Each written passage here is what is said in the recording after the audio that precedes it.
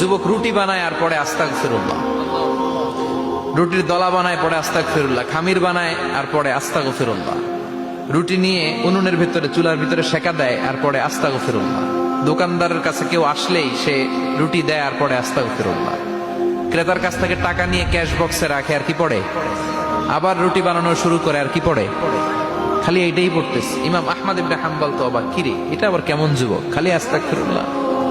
উনি প্রশ্ন করলেন, যুবক ঘটনা কি?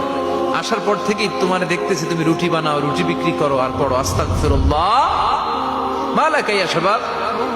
যুবক বলে, আস্তাগফিরুল্লাহ আমার সবচেয়ে বেশি পছন্দের আমল, আমি সব সময় আঠার মতে ইস্তেগফারের সাথে লেগে থাকি আর সব সময় পড়তে থাকি আস্তাগফিরুল্লাহ, আর এর বদৌলতে আল্লাহ আমারে মুস্তাজাবুদ দাওয়া বানিয়ে দিয়েছে। আহমদ ইবনে হাম্বল তো অবাক, আনতা মুস্তাজাবুদ দাওয়া, তুমি মুস্তাজাবুদ দাওয়া রুটিওয়ালা?